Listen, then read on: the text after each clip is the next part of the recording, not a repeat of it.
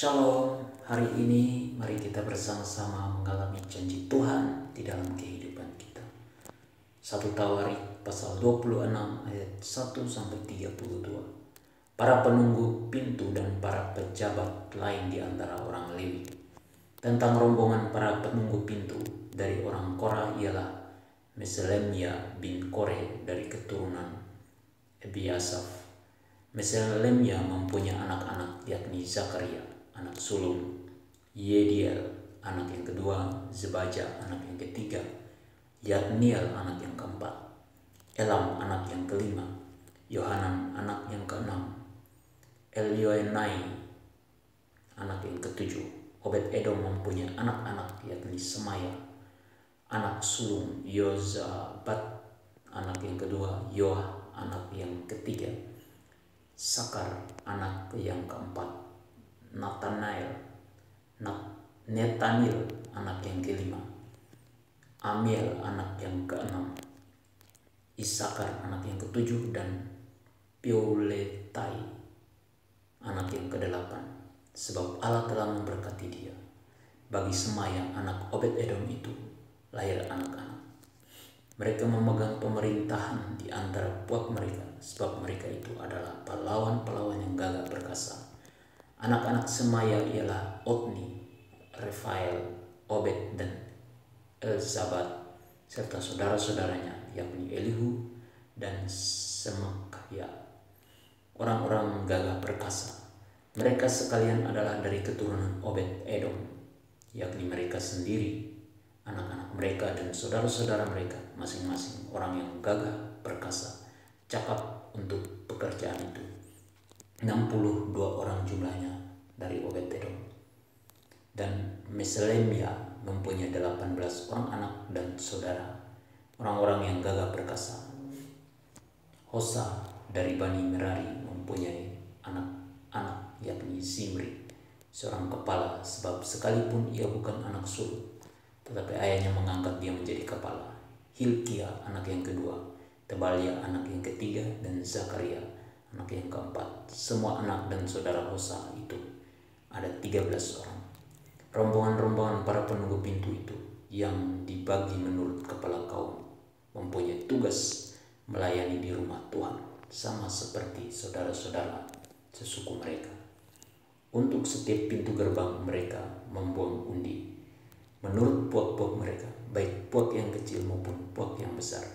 Undian untuk pintu timur jatuh pada Selemia. Selanjutnya mereka membuang undi bagi Zakaria, anaknya seorang penasihat yang berakal budi. Lalu jatuhlah undiannya untuk pintu utara. Bagi Obed Edom ialah pintu selatan, dan bagi anak-anaknya gudang perlengkapan. Bagi Supim dan Hosa ialah pintu barat beserta pintu gerbang Syaleket di jalan raya tanjakan. Penjaga yang satu ditaruh berdampingan dengan penjaga yang lain. Di sebelah timur ada 6 orang setiap hari. Di sebelah utara ada 4 orang setiap hari.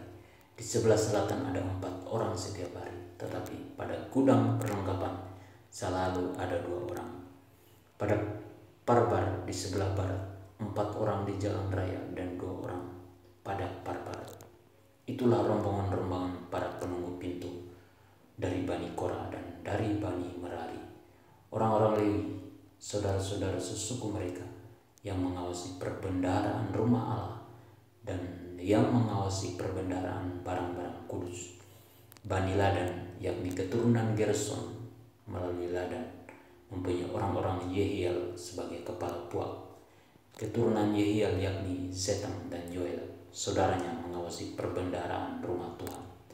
Dari orang Amram, orang Yishar, orang Hebron, dan orang Uziel adalah Sebuel bin Gersom bin Musa yang menjadi kepala perbendaharaan. Sanak saudara Sebuel melalui Eliezer ialah Rehabia anak Eliezer, dan Yesaya anak Rehabia, dan Yoram anak Yesaya, dan Zikri anak Yoram, dan Selomit anak Zikri. Selomit ini beserta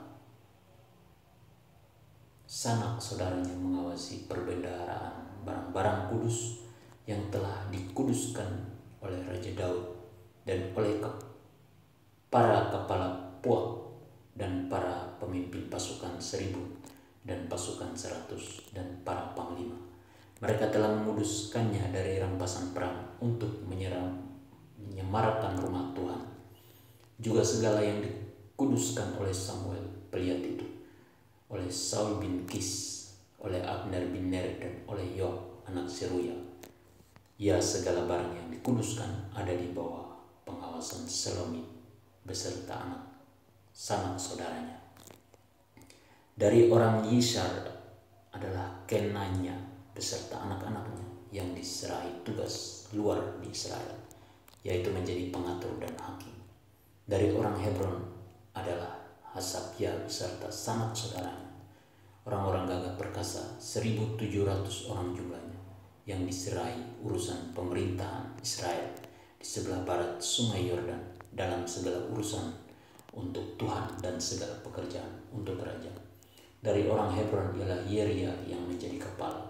Tentang orang Hebron mengenai keturunannya dan puaknya, dalam tahun ke-40 zaman pemerintahan Daud diadakan penyelidikan tentang mereka, dan ternyata bahwa di antara mereka ada pahlawan-pahlawan yang gagah perkasa di Yaezer Gilead.